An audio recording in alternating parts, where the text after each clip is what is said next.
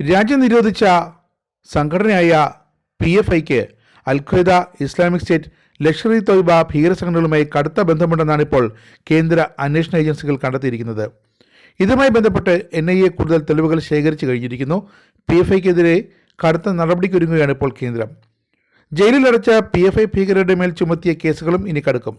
ലോകത്തെ മറ്റ് ഭീകര സംഘടനകളുടെ പതിപ്പ് തന്നെയാണ് PFI എന്നും NIA ചൂണ്ടിക്കാട്ടുന്നു.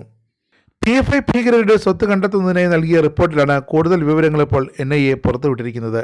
കഴിഞ്ഞ വർഷം കേന്ദ്ര സർക്കാരിന്റെ നേതൃത്വത്തിൽ പോപ്പുലർ ഫ്രണ്ട് ഓഫ് ഇന്ത്യ പ്രവർത്തകരെ രാജ്യത്താകമാനം റെയ്ഡ് നടത്തി അറസ്റ്റ് ചെയ്യുകയും അവരുടെ വീടുകളിൽ നിന്നും ലാപ്ടോപ്പുകളും രഹസ്യ ഫയലുകളും അടക്കം കണ്ടെത്തുകയും ചെയ്തു.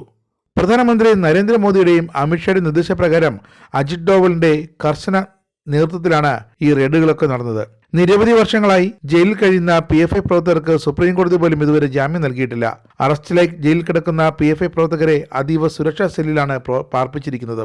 നിലവിൽ രാജ്യത്തെ നിരോധിത സംഘടനയായ PFIക്ക് al Qaeda, Islamic State, Lashkar e Taiba ഭീകര സംഘടനകളുമായി ഏറെ സാമ്യമുണ്ടെന്നാണ് ഇപ്പോൾ NIAയുടെ കണ്ടെത്തൽ. ഹൈന്ദവ നേതാക്കളെ ലക്ഷ്യമിട്ട് PFI ഇതുവരെ ആസൂത്രണങ്ങൾ നടത്തി വന്നിരുന്നു. ഹിന്ദു ക്ഷേത്രങ്ങളിൽ കലാപം നടത്താനുള്ള നീക്കമാണ് ഇപ്പോൾ പോപ്പുലർ ഫ്രണ്ട് ഓഫ് ഇന്ത്യയുടെ ഭാഗത്തു നിന്നും കണ്ടെത്തിയിരിക്കുന്നത്. രക്തരൂക്ഷിത കലാപങ്ങളായിരുന്നു PFIയുടെ ലക്ഷ്യമെന്നും NIA പറയുന്നു. ഇസ്ലാം മതസ്ഥരായ യുവാക്കളെ മതഭീകരതയുടെ ഭാഗമാക്കാൻ PFI ശ്രമിച്ചു.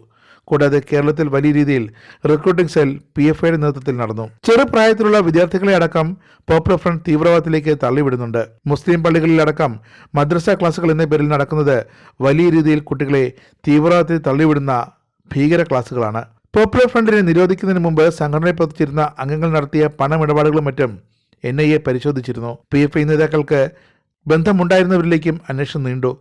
PFI പ്രവർത്തകർക്ക് ഒളിത്താവളം ഒരുക്കി നൽകിയപ്പോഴും ആയുധമടക്കം ശേഖരിക്കാനുള്ള നീക്കം നടത്തിയവരുമൊക്കെ NIAയുടെ കസ്റ്റഡിയിലായി. ഇതേ തുടർന്നാണ് വിവിധ അന്താരാഷ്ട്ര ഭീകര സംഘടനകളുമായി PFI നേതാക്കൾ ബന്ധം പുലർത്തിയിരുന്നതായി NIA കണ്ടെത്തിയത്. IS, ലഷ്കർ ഇ തോയ്ബ, അൽ-ഖ്വയ്ദ തുടങ്ങിയ ഭീകര സംഘടനകളുടെ പ്രവർത്തനങ്ങൾ കണ്ടുപിടിച്ച് സമാനമായ രീതിയിൽ ആക്രമണങ്ങൾ നടത്താനാണ് പോപ്പുലർ ഫ്രണ്ട് നേതാക്കൾ ശ്രമിച്ചിരുന്നതെന്നും NIA കണ്ടെത്തി.